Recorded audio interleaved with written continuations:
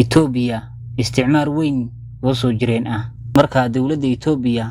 siyaasadeeda si qoto dheer u guda gasho ama taariikhdeeda tabakal dheer ku samayso waxaad ogaan doontaa in Mareykanka, Faransiiska, Ingiriiska intaba Itoobiya aad uga horeyso dhinaca isticmaarsiga. arrintaa waxa cadeyno oo tusaale kuugu filan sida ay iskaga qabteen xabashada gumaystayaashii reer galbeedka hadday tahay Talyaaniga iyo sida ay ugu jabiyeen 896kii dagaalkii Cawda hadday tahay sida ay uga dhex duseen damacii Ingiriiska, Faransiiska oo iyaga qudhoodu muddo dheer u miliqsanayay gacan ku qabashada dalka. in dalka Itoobiya ka mid noqdo dalalka aan la gumaysan sabab u dawladda qudheeda ayaaba isticmaalka madow ee ugu weyn qaaradda Afrika. Itoobiya lama oran karo waa dawlad dhaqaalaheedu sareeyo, lamana oran karo waa dawlad ciidan quwad la haysata oo meel walba qabsan karta. run ahaantii waxa ay ka mid tahay Itoobiya dalalka ugu saboolsan geeska Afrika. balse nasiib wanaag waxay haysataa Itoobiya saddex shay oo dhammaan dalalka Afrika oo dhanba ay kaga horeyso.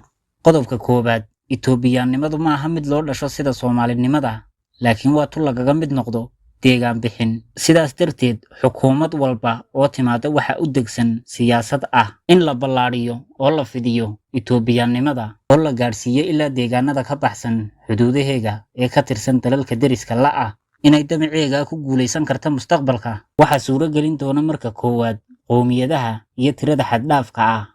ee dadka ku nool dalka, kuwa oo si aan la dareemayn oo hoos u soo fidaya una soo degaya dhammaan deegaanada ka tirsan dawladaha Itoobiya jaarka la tahay. qodobka labaad, dawladda Itoobiya waxay had iyo jeer talooyin, taageero iyo dhaqaale joogto ka heshaa dalalka reer galbeedka sababtoo waxay la wadaagtaa caqiidada Masiixiyadda oo waa dawlad Kiristana oo ay ku hareeraysan yihiin dalal badan oo Islaam isla sidaas darteed si walba oo mararka qaar ay siyaasadaheegu u qaldan yihiin dawladaha qarbigu indhaha ayay ka xidhaan oo ay ku raacaan damaca guracan ee Itoobiya ay doonayso kuna garab istaagaan wax walba oo dhaca. qodobka saddexaad, qoomiyadaha kala duwan ee Itoobiyaanku weligood iskulama dagaalamin ama iskagama hor imanin wax la yiraahdo saami qaybsi. walow muddadii u dambeysay ay waxoogaa jiraan, haddana mar walba waxa awood badan in aanay intooda badan iskaga hor imanin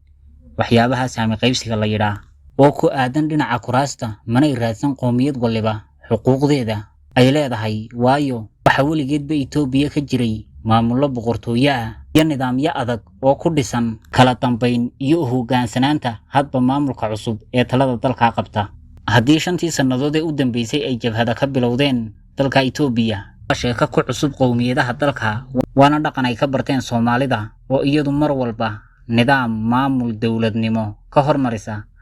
danaha gaarka ee qabaa'ilada. murti Itoobiya waxa ay si qoto dheer asaad cilmiyeysan ay ku samaysay siyaasadda Soomaalida ee ku dhisan aqliyadda reer guuraanimada, dhaqanka soo jireenka ee ku salaysan isriixriixa beelaha oo inta badan ka dhasha kala sheegashada deegaanada, xurgufaha iyo isku dhacyadaas u dhaxeeya beelaha Soomaaliyeed iyada oo ka faa'iideysanaysa Itoobiya. ayay ugu dambeyntii dawladda Itoobiya u suura gashay in ay gudaha u soo gasho dalkii la isku oran jiray Jamhuuriyadda Dimuqraadiga Soomaaliya. haddii ay jirtay waqti ay Soomaalidu Itoobiya ciidamadeeda neefta ku dhajin oo ay gaadhay heer ay Addis Ababa in yar u gaadho dagaalkii 77kii wixii ka dambeeyay cashiro badan oo ay ka baratay waqtiga iyo waxa soo dhaxmaray waxay maanta Itoobiya gaarsiisay Soomaalida heer dhammaanteed halka ay doontaba ha joogtee gacmaha ay ka taagto Soomaalidu oo walaac iyo cabsi badan ku dhacaan qalbiyadii xadiidka ka samaysnaa ee lagu yaqiinay madaxdii ummadda Soomaalida. ugu dambeyntii waxaad ogaataan darrada maanta ku habsatay Soomaalida in aanay ka imanin xagga bulshada rayidka oo iyada wali dhiigii kululaa ku sii jiro, laakiin nasiib darradu waxa ay ka timiday dhinaca madaxda Soomaalida maanta u talisa halkay doonaanba ha joogaan. xukuumadaha ka jira halka ay doonaanba ka dhisnaadaan madaxda ka talisa oo aan lahayn kartidii, aqoontii, khibradii ay kaga hortagi lahaayeen siyaasadda Itoobiya ee ku salaysan ciribtirka dawlad Soomaaliyeed oo dib u dhalata magaca ay doontaba ha wadatee. marka aanay jirin madax aragtidoodu fog tahay oo ku xisaabtamaya 20 ama 50 sano ee soo socota sida madaxda Itoobiya oo kale, waxa hubaal in Soomaali dhamaanteed hoos tagi doonto Itoobiya. ha noqoto dawladda fadhiidka ee Muqdisho ama maamul goboleedyadan kale ee wada beelaysan. ma isweydiisay su'aasha sidee ku dhici kartaa arrintani? miyaa laga waayay hoggaan daacad ah oo aqoon iyo cilmiba u leh arrimahan xaaladan xasaasiga ah u malayn maayo laakiin sidaan u arko waxay ayaan darrada ugu weyn inagu dhacday markii xilalkii loo igmaday iyo hawlihii loo magacaabay ee ay lacagta ku qaadanayeen wasiiradu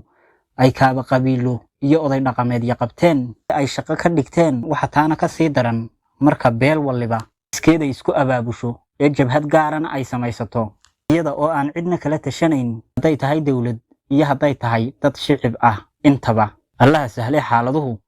way cakiran yihiin goormaydun toosi Soomaali dhoylay wixii aragti iyo afkaarad qabta haddaba daawadaha Soomaaliga ahow waxaad noogu reebi kartaa commentiga muuqaalkana like inoo saara subscribe na channelka inoo saara wabillahi tawfiiq